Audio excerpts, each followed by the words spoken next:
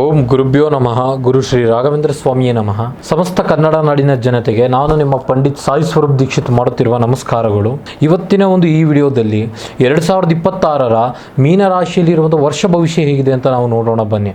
ಇದಕ್ಕಿಂತ ಮುಂಚೆ ಯಾರೆಲ್ಲ ಈ ವಿಡಿಯೋ ನೋಡ್ತಾ ಇದ್ದೀರಿ ತಪ್ಪದೆ ವಿಡಿಯೋ ಕೊನೆವರೆಗೂ ನೋಡಿ, ಹಾಗೆ ನಮ್ಮ ಚಾನಲ್ನ ಸಬ್ಸ್ಕ್ರೈಬ್ ಮಾಡಿ, ಲೈಕ್ ಮಾಡಿ, ಶೇರ್ ಮಾಡಿ. ಮೊದಲನೇದಾಗಿ ವೃತ್ತಿ ಜೀವನ ಮತ್ತು ಉದ್ಯೋಗದ ಜೀವನದ ಬಗ್ಗೆ ಹೇಳೋದಾಯಿತು ಅಂತ ಹೇಳಿದ್ರೆ, ಉದ್ಯೋಗದಲ್ಲಿ ಹೊಸ ಜವಾಬ್ದಾರಿ ಮೂಡುತ್ತೆ.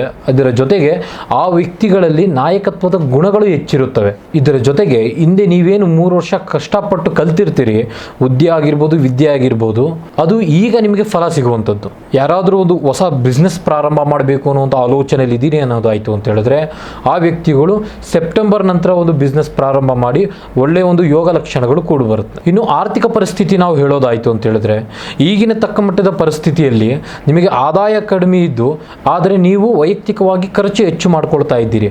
ಹಾಗಾಗಿ ನನ್ನ ಸಲಹೆ ಏನಪ್ಪಾ ಅಂತ ಹೇಳಿದ್ರೆ, ಆದಷ್ಟು ಖರ್ಚು ವೆಚ್ಚಗಳು ಸ್ವಲ್ಪ ಇತಿಮಿತಿಯಲ್ಲಿ ಇರಲಿ ಅನ್ನುವಂಥದ್ದು ಈ ವಿಚಾರದಲ್ಲಿ ಹೇಳೋದಾಯ್ತು. ಏನಾದರೂ ನೀವು ಇನ್ವೆಸ್ಟ್ಮೆಂಟ್ ಮಾಡಬೇಕು ಅಂತ ಅನ್ಕೊಂಡಿದ್ರೆ ಸೆಪ್ಟೆಂಬರ್ ಕಳೆದ ನಂತರ ಇಲ್ಲ ನೆಕ್ಸ್ಟ್ ವರ್ಷ ಮಾಡುವುದು ಬಹಳ ಉತ್ತಮ. ಆದರೆ ಈಗಿನ ಸದ್ಯ ಪರಿಸ್ಥಿತಿಗೆ ಮಾಡುವುದು ಬೇಡ. ಇನ್ನು ಪ್ರೀತಿ ಮತ್ತು ಕುಟುಂಬದ ವಿಚಾರದ ಬಗ್ಗೆ ಹೇಳೋದಾಯಿತು ಅಂತ ಹೇಳಿದ್ರೆ, ಇನ್ನು ಪ್ರೀತಿಯ ವಿಚಾರದಲ್ಲಿ ಆದಷ್ಟು ವ್ಯಕ್ತಿಗಳ ಮಧ್ಯದಲ್ಲಿ ಅವಸರದ ಮಾತುಗಳಿಂದ ಮನಸ್ತಾಪಗಳು ಜಾಸ್ತಿ ಆಗುವಂಥ ಲಕ್ಷಣಗಳು ಭಾಳ ಇದೆ. ಹಾಗಾಗಿ ಯಾವುದೇ ವಿಚಾರದಲ್ಲಿ ಮಾತಾಡಿದರೂ ಸಹ ಯೋಚನೆ ಮಾಡಿ ಮಾತಾಡುವಂಥದ್ದು ಬಹಳ ಉತ್ತಮವಾಗಿದೆ. ಇನ್ನು ಕುಟುಂಬದ ವಿಚಾರದಲ್ಲಿ ಆಸ್ತಿಗೆ ಸಂಬಂಧಪಟ್ಟಂಥ ವಿಚಾರದಲ್ಲಿ ಸಮಸ್ಯೆಗಳು ಬರುವಂಥ ಲಕ್ಷಣಗಳು ಬಹಳ ಇವೆ.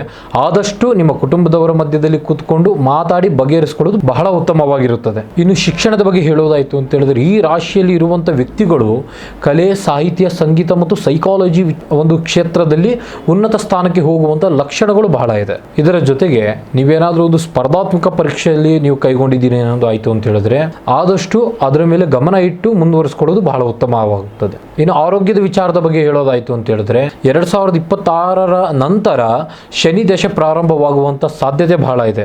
ಇದರಿಂದ ನಿಮಗೆ ದೈಹಿಕವಾಗಿ ಕುಗ್ಗುವಂಥದ್ದು, ಮಾನಸಿಕವಾಗಿ ಕುಗ್ಗುವಂಥದ್ದು ಸಾಧ್ಯತೆಗಳು ಬಹಳ ಇರೋದ್ರಿಂದ ಆದಷ್ಟು ಪ್ರತಿನಿತ್ಯ ಬೆಳಗ್ಗೆ ಯೋಗ ಮಾಡುವಂಥದ್ದು, ವ್ಯಾಯಾಮ ಮಾಡುವಂಥದ್ದು, ಆದಷ್ಟು ನಿಮ್ಮ ಮನಸ್ಸು ಶುದ್ಧಿಯಾಗಿ ಇಟ್ಕೊಳ್ಳುವಂಥದ್ದು ಬಹಳ ಉತ್ತಮವಾಗಿ ಕಂಡುಬರ್ತದೆ. ಇನ್ನು ಈ ರಾಶಿಯಲ್ಲಿ ಇರುವಂಥ ವ್ಯಕ್ತಿಗಳಿಗೆ ಪರಿಹಾರ ತಿಳಿಸಿಕೊಡೋದಾಯಿತು ಅಂತ ಹೇಳಿದ್ರೆ, ಪ್ರತಿದಿನ ಓಂ ನಮೋ ನಾರಾಯಣ ಸ್ವಾಮಿಯ ನಾಮಸ್ಮರಣೆಯನ್ನು ಜಪ ಮಾಡುವುದು ಬಹಳ ಉತ್ತಮ.